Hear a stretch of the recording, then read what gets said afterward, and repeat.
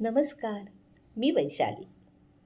कमीत कमी मसाले वापरून आज जेवणासाठी कोणते पदार्थ बनवलेले आहेत ते सांगण्याचा प्रयत्न करते. भेंडीची सुकी भाजी करण्यासाठी इथे भेंडी चिरून घेतली आहे. भेंडी चिरताना खूप बारीक चिरलेली नाही आहे, तर थोडीशी जाडसरच ती चिरायची आहे. आणि चिरलेली भेंडी आहे 2 कप. आणि भेंडीमध्येच कांदा पण घालणार आहे, त्यासाठी इथे कांदा पण थोडासा जाडसर चिरला आहे. आणि हा मध्यम आकाराचा एक कांदा घेतलेला आहे. आजचा सगळा स्वयंपाक करताना गॅसच्या सगळ्यात छोट्या बर्नरवर अशी एक प्लेट ठेवून मगच केलेला आहे. गॅसवर लोखंडी कढई तापत ठेवलेली आहे. कढईमध्ये 1 टेबलस्पून तेल घातलं आहे. तेल तापत असतानाच त्याच्यामध्ये घातलं आहे जिरं आणि मिक्सरवर बारीक करून घेतलेल्या लसूण पाकळ्या आणि हिरव्या मिरच्या. साधारण 1 मिनिट हे व्यवस्थित परतून घ्यायचं आहे. एवढ्या वेळात जिरं फुटतं आणि लसूण आणि हिरवी मिरचीचा कच्चेपणा निघून जातो. नंतर हळद घालायची आणि हळद पण 10 सेकंद परतून घ्यायची आहे. नंतर ह्याच्यात घालायचा आहे चिरलेला कांदा. हा कांदा पण 1 मिनिट आधी परतून घ्यायचा आहे. भेंडी लवकर शिजते म्हणून फोडणीमध्ये कांदा आधी थोडासा परतून घेतलेला आहे. आता ह्याच्यात घालायची आहे चिरलेली भेंडी. भेंडी घातल्यानंतर गॅसची ज्योत मध्यम केलेली आहे. आत्ता इथे बघताना भेंडीमध्ये तेल थोडंसं मी सुरुवातीला कमी घातलेलं आहे आणि नंतर मी अंदाज घेऊन भेंडीमध्ये परत थोडंसं तेल वाढवणार आहे. कमी तेलामध्ये भेंडी परतून घ्यायची असेल तर तुम्ही कमी तेल वापरलं तरीही चालेल. भाजीत आत्ता मी अगदी अर्धा टेबलस्पून एवढंच तेल घेतलेलं आहे. नंतर घालायचे आमचूर पावडर, साखर आणि चवीनुसार मीठ. भाजी एकदा व्यवस्थित एकजीव करून घ्यायची आणि ह्याच्यावर अगदी 1 मिनिटासाठी झाकण ठेवायचं. झाकण काढा, भाजी एकदा परत एकजीव करून घ्या. भेंडीची सुकी भाजी करताना जितका शक्य होईल तितका आपण ह्या भेंडीचा हिरवा रंग तसाच ठेवण्याचा प्रयत्न करणार आहोत. भाजीवर 2 मिनिटांसाठी परत झाकण ठेवा. भाजी करताना आमच्याकडे ती खूप आम्ही असा लगदा अशी ती करत नाही, तर थोडासा क्रंचीपणा त्या भाजीमध्ये राहील याचा आमचा प्रयत्न असतो. भाजीवर घातली बारीक चिरलेली कोथिंबीर. भाजी करत असताना कोथिंबीर अशी मध्येच घातली तर भाजीमध्ये कोथिंबीरीचा स्वाद चांगला येतो. अर्थात त्यासाठी कोथिंबीर गावरानी असणं गरजेचं आहे. इथे भाजी अजून थोडीशी शिजायला हवी असं वाटतंय म्हणून अगदी 1 मिनिटासाठी झाकण ठेवते.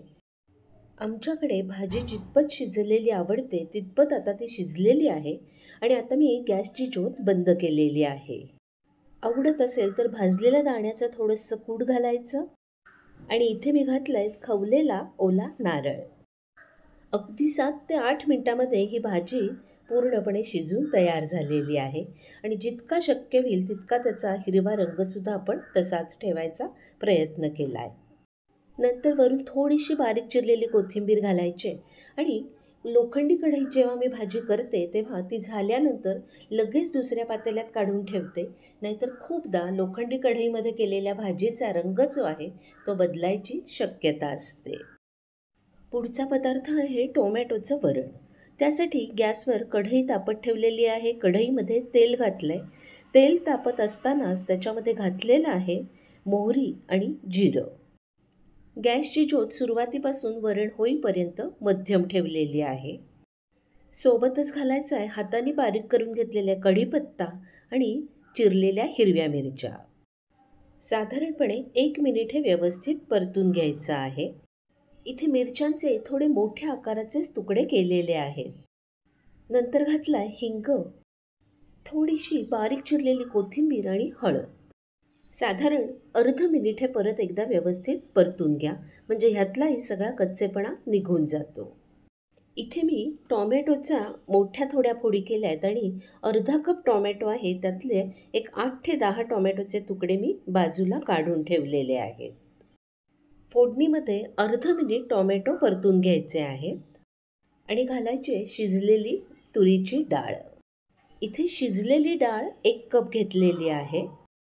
कुकरमध्ये भात आणि डाळ शिजत असताना जे पाणी खाली शिल्लक राहिलेलं आहे ते आहे 1 वाटी. ते सुद्धा मी गरम पाणी आहे ते या वरणात घातलं आहे. नंतर घालते काश्मीरी लाल मिरची पावडर. इथे तिखट थोडंसं जास्त दिसेल, पण काश्मीरी लाल मिरची पावडर असल्यामुळे त्याला तिखटपणा अगदी म्हणजे खूपच कमी असतो, म्हणून मी त्याचा वापर थोडासा जास्त केलेला आहे. आणि सुरुवातीला फोडणीत मिरच्या घातल्या आहेत, त्या मिरच्या वरणाला थोडा तिखटपणा देणार आहेत.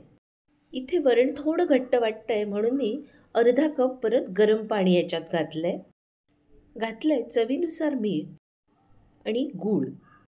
आणि हे जे बाजूला काढून ठेवलेले थोडे टोमॅटोचे तुकडे होते ते पण आता वरणात घालायचे. आणि सोबतच घातली आहे बारीक चिरलेली कोथिंबीर. आज वरणाला थोडासा हे टोमॅटो जे वापरले ते थोडेसे आंबट आहेत, म्हणून मी परत इथे आमचूर पावडरचा वापर केलेला नाही आहे. पण तशी जर का त्याला चव नसेल तर थोडीशी तुम्ही आमचूर पावडर घाला असं मी सुचवेन.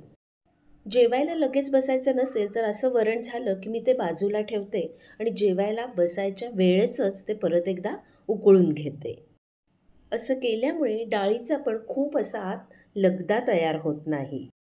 आता वरण तयार झालेलं आहे, त्याच्यानंतर मी याच्यामध्ये घालते 1 टेबलस्पून साजूक तूप.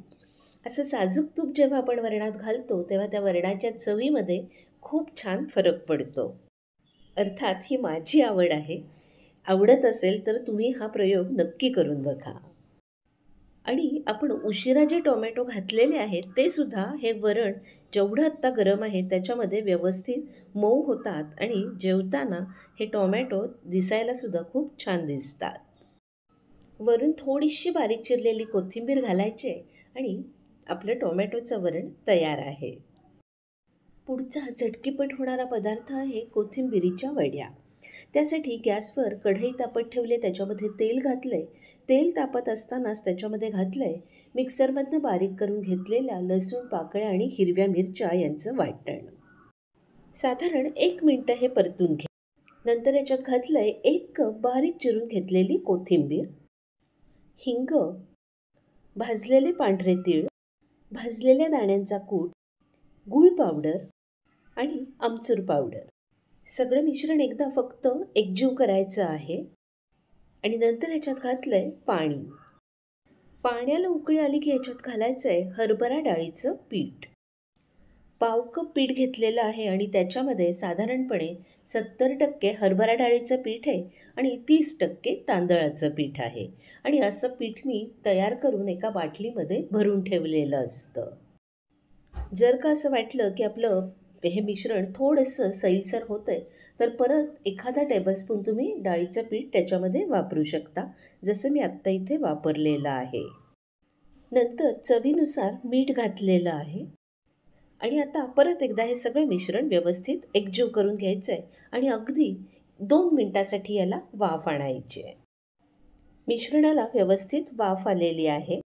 इथे मिश्रणाची थोडीशी चव घेऊन बघा. जर का पीठ थोडं तुम्हाला कच्चं लागलं तर अशा वेळेस अगदी एखादा टेबलस्पून परत इथे तुम्ही पाणी घालायचं आहे आणि मिश्रण एकजीव करून परत त्याला अगदी अर्ध्या मिनिटासाठी वाफ आणा आणि मिश्रण गार करायला ठेवून द्या. नंतर एका ताटावर आपण थोडंसं असं तेल लावून घेतलेलं आहे आणि तयार करून घेतलेलं हे जे मिश्रण आहे हे आता थोडंसं गार झाल्यानंतर या ताटावर असं पसरून घ्यायचं आहे. आणि नंतर आपल्याला हव्या त्या आकारामध्ये त्याच्या अशा वड्या कापायच्या आहेत. या वड्या करत असताना आज आपण ह्या परत शॅलो फ्राय वगैरे करणार नाही आहोत. या वड्या नुसत्या खाताना सुद्धा अतिशय छान लागतात. पण आवडत असेल तर तुम्ही शॅलो फ्रायसुद्धा करू शकता. पुढचा पदार्थ आहे कांद्याची कोशिंबीर. त्यासाठी बाउलमध्ये दही घेतलंय. दही चांगलं फेटून घ्यायचं. दह्यात घातले चिरलेली हिरव्या मिरचीचे तुकडे, काळी मिरी पावडर, चाट मसाला, मीठ, बारीक चिरलेली कोथिंबीर आणि चिरलेला कांदा.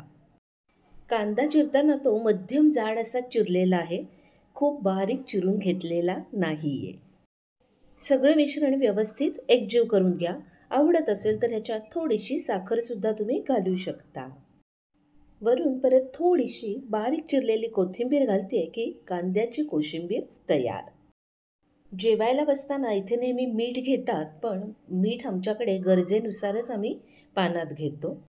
पानात वाढले कोशिंबीर, भाजी, वरण, सॅलड म्हणून गाजर घेतलेलं आहे, कोथिंबिरीच्या वड्या आहेत, लिंबाची फोड आणि पोळ्या. आणि आता उन्हाळा सुरू झाल्यामुळे जेवणामध्ये ताकाचा मठ्ठा आहे. मगाशी वाढताना मी भात वाढायचं दाखवायचं राहिलं होतं, तर हा इथे ताटात भात आहे, त्याच्यावर थोडंसं साजूक तूप. व्हिडिओ आवडला असेल तर लाईक करा, कमेंट करा, शेअर करा आणि हो, चॅनल सबस्क्राईब करायला विसरू नका. भेटूया पुन्हा पुढच्या भागात. नमस्कार.